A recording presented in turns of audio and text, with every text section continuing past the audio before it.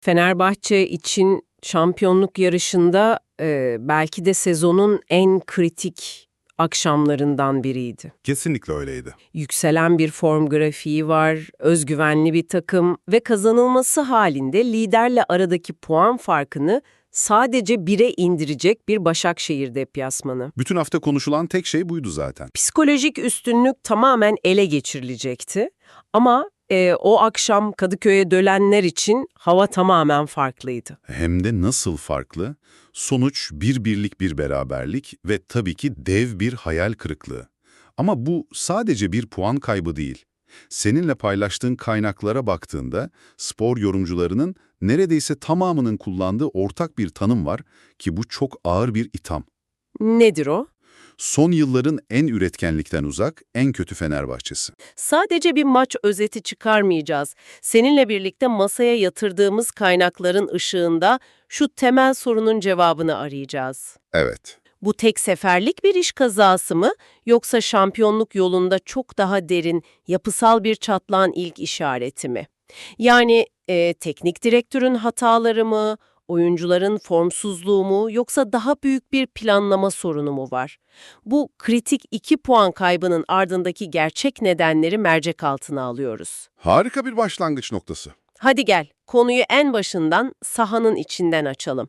Maçın başlangıcına baktığımızda aslında umut veren bir Fenerbahçe var. Evet, ilk dakikalar öyleydi. Hatta ilk 10 dakika içinde Fred'in direkten dönen bir topu var. İnsan o an, tamam Fenerbahçe bu maçı domine edecek diye düşünüyor. Ama sonra ne oldu da oyun bu kadar terse döndü? Kaynaklar maçın gidişatını belirleyen o anları nasıl anlatıyor? İşin en şaşırtıcı tarafı da bu zaten. O ilk baskıya rağmen Fenerbahçe aslında maçın genelinde yani çok kötü bir oyun ortaya koyuyor. Ama futbolun garip cilvelerinden biri yaşanıyor ve 64. dakikada oyunun en tıkandığı anda bir duran toptan golü buluyorlar. Skriniar'ın kafa golü. Evet, Skriniar'ın golü. O an için bir kurtarıcı gibi görünüyor. Fakat kaynaklar bunun bir aldatmaca olduğunun altını özellikle çiziyor.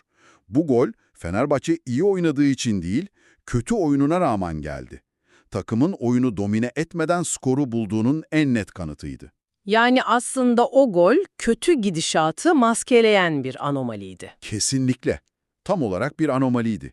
Peki, madem gol kırılma anı değil, asıl maçın koptuğu, ibrenin tamamen tersine döndüğü an hangisiydi? Asıl kırılma anı skoru arttırma fırsatının yani inanılmaz bir şekilde harcanması. Tarih 77. dakikayı gösteriyor. Skor 1-0 Fenerbahçe lehine. En-Nesyri savunmanın arkasına sarkıyor ve kaleciyle karşı karşıya kalıyor. Ah, evet o an. Tüm kaynaklardaki yorumcular bu pozisyon için ağız birliği etmiş gibi aynı ifadeyi kullanıyor. Maçı bitirme şansıydı. Bu sadece kaçan bir gol değil, çok daha fazlası. Bu, rakibin direncini tamamen kıracak, maçı psikolojik olarak bitirecek, şampiyonluk yarışında ben buradayım diye masaya vuracak yumruk şansıydı. Ve o şans kaçtı. O an Fenerbahçe'nin galibiyetinin neden avuçlarının içinden kaçırdığının en acı özeti gibiydi. Futbolun o yazılı olmayan kuralı vardır ya hani, atamayanı atarlar diye. O kaçan golden sonra sanırım herkes olacakları tahmin etmiştir. Tam olarak bu yaşandı. Resmen bu oldu. O kaçan pozisyonun yarattığı moral bozukluğu ve rakibe verdiği hala oyundayız mesajı sadece 7 dakika sonra cezayı kesti.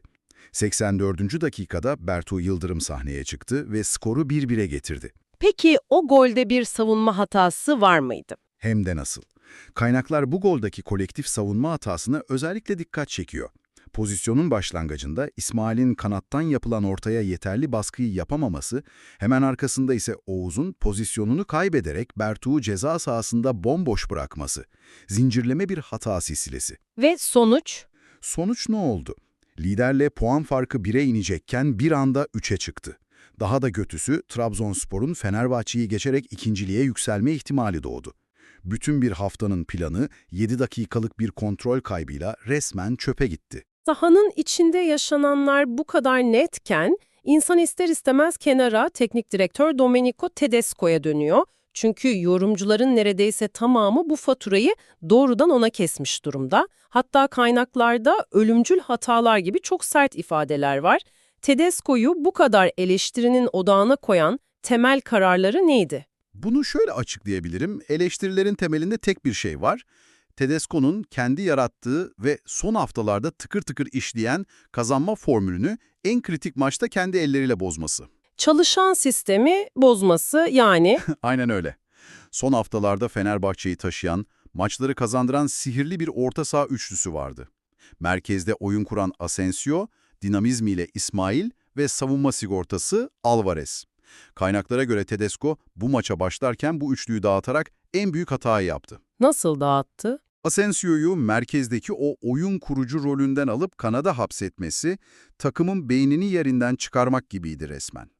Bu karar, Fenerbahçe'nin ilk 45 dakikadaki yaratıcılığını sıfırlayan, maçı adeta başından kaybettiren bir kendi kalesine gol olarak görülüyor. İşte bu. Benim de aklımın almadığı bir nokta. Bir teknik direktör neden çalışan bir sistemi hem de bu kadar önemli bir maçta bozma ihtiyacı hisseder? Kaynaklar bu kararın arkasındaki mantığa dair bir ipucu veriyor mu? Yoksa bu tamamen anlaşılmaz bir hamle mi? Kaynaklarda bu durum aşırı analiz veya rakibi gereğinden fazla düşünme olarak yorumlanıyor. Belki de Tedesco, Başakşehir'in orta saha direncini kırmak için farklı bir plan denedi ama elindeki en güçlü silahı feda ettiğinin farkında değildi. Ve hataları bununla da bitmedi anladığım kadarıyla. Maalesef maç 1-0 devam ederken yaptığı oyuncu değişiklikleri de en az ilk 11 tercihi kadar tartışılıyor. 60. dakikada takımın skor gücü en yüksek iki isminden Talisca ve John Duran'ı aynı anda oyundan alması anlaşılmaz bir karar olarak nitelendiriliyor. Bir saniye, takım 1-0 önde ve maçı koparmaya çalışırken ofansif gücünü azaltıyor. Üstelik kaynaklarda Tedesco'nun çift forvet oynamayı sevdiğini okumuştum. Bu kendi felsefesiyle de çelişmiyor mu? Hem de nasıl çelişiyor? İşte bu, Tedesco'nun maç günü ne kadar dağınık olduğunun en büyük kanıtı. Bir yandan basın toplantılarında çift forvetle daha tehlikeliyiz diyor, diğer yandan sahada maçı bitirmesi gereken bir anda tek forvete dönüyor. Bu tutarsızlık maç sonu açıklamalarında adeta zirveye ulaşıyor. Orada ne oluyor? Orada resmen bir santrafor açmazı içinde olduğunu itiraf ediyor. Ne diyor tam olarak o açıklamalarda? Aynen şunu söylüyor ki bu bir teknik direktör için çok tehlikeli bir itiraf. Duran özgüvenli bir oyuncu ama benim istediğim o şiddetli presi yapamıyor. En-Nesyri ise tam tersi, inanılmaz bir pres gücü var ama özgüveni yerle bir olmuş durumda. Bu inanılmaz bir itiraf. Bu sözleri duyunca insanın aklına şu geliyor: hocanın forvet hattı ile ilgili kafasında net bir plan var mı gerçekten? Çünkü söyledikleriyle yaptıkları arasında derin bir uçurum var. Bu durum eleştirilerin neden sadece bir maçlık hatadan öte hocanın planlama yeteneğine yönelik bir sorgulamaya dönüştüğünü de açıklıyor.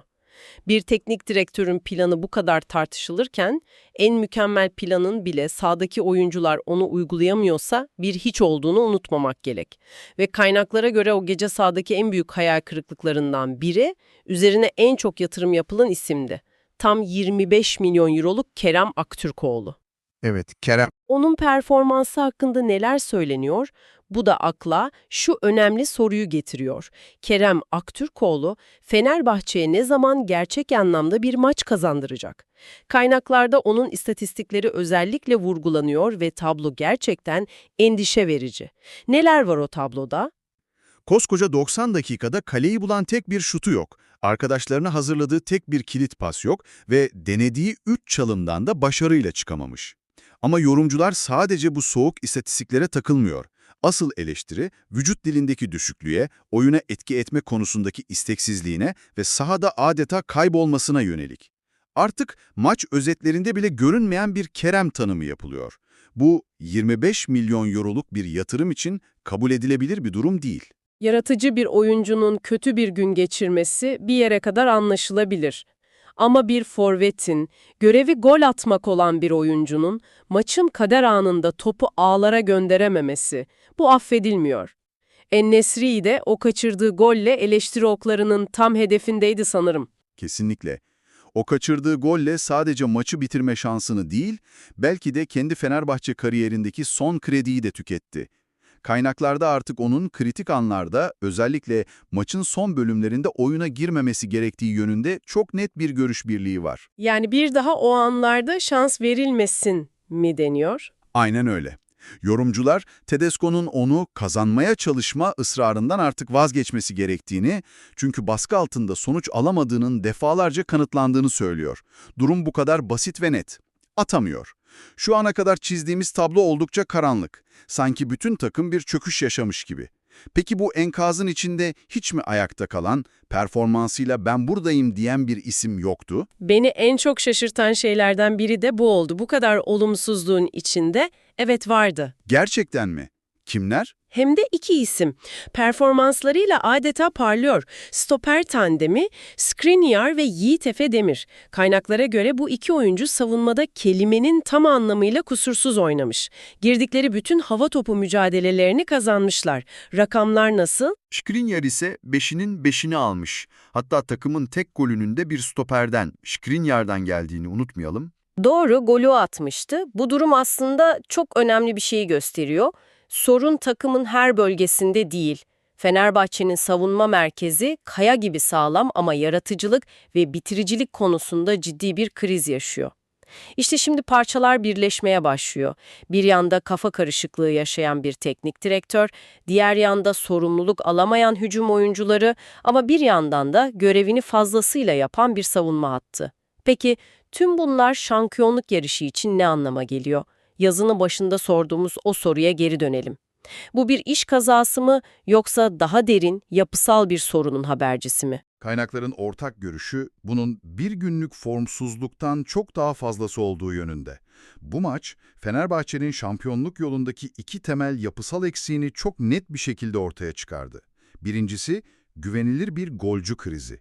Bu sadece En-Nesyri'nin kaçırdığı bir golden ibaret değil. Hocanın itiraf ettiği o açmaz. Kesinlikle. Bu, hocanın bile çözüm bulamadığını itiraf ettiği bir santrafor açmazı. Tüm yorumcular, Ocak ayında takıma net bir bitirici, bir santrafor transferinin şart olduğu konusunda hemfikir. İkinci yapısal eksiklik ne peki? İkincisi ise, hocanın kendisinin bozduğu o orta saha düzenine olan aşırı bağımlılık.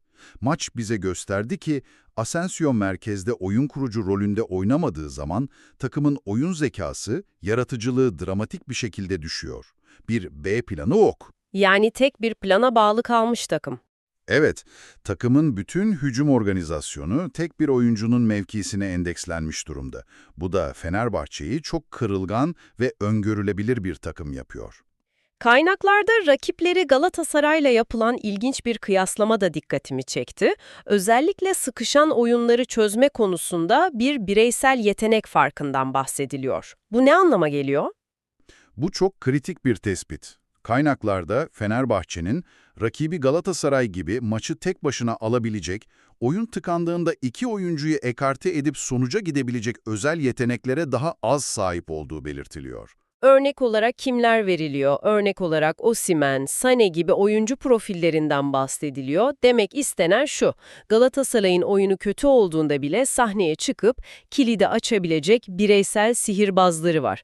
Fenerbahçe'de ise başarı daha çok sistemin doğru işlemesine bağlı ve bu maçta gördüğümüz gibi hoca sistemi bozduğunda o kilidi açacak bir anahtar oyuncu ortaya çıkamadı. Bu da bizi doğrudan devre arası transfer dönemine getiriyor. Yönetime ve teknik ekibe verilen mesaj bundan daha net olamazdı herhalde. Mesaj çok açık ve net. Bu performans, Ocak ayındaki transfer dönemi için yakılmış bir tehlike sinyali. Şampiyonluk iddiasını sonuna kadar sürdürmek isteniyorsa, en az bir bitirici santrafor ve takıma farklı bir yaratıcılık opsiyonu sunacak, Asensio'ya alternatif olabilecek bir merkez orta saha, yani bir 8 numara transferinin elzem olduğu konusunda tüm kaynaklar birleşiyor. Aksi takdirde bu tür kritik puan kayıplarının sezon boyunca tekrarlanması kimse için sürpriz olmayacak. Özetle Fenerbahçe için taktiksel hataların, bireysel formsuzlukların ve yapısal eksikliklerin ağır bir faturaya dönüştüğü, şampiyonluk yarışında hayati önemde 2 puanın kaybedildiği ve psikolojik üstünlüğün rakibe ikram edildiği bir gece oldu. Ve bu durum seni düşünmeye itecek şu nihai soruyu bırakıyor. Başakşehir beraberliği, Tedesco'nun bir kerelik yanlış hesabı, oyuncuların geçici bir formsuzluğu muydu? Yoksa Yoksa bu maç, Şampiyonluk binasının temelindeki daha derin çatlakları, yani güvenilir bir golcü eksikliğini ve tek bir oyun planını olan tehlikeli bağımlılığı gözler önüne seren bir uyarı işareti miydi? Bu sorunun cevabı muhtemelen bir sonraki maçta değil, kulübün Ocak ayı transfer döneminde atacağı adımlarda gizli olacak.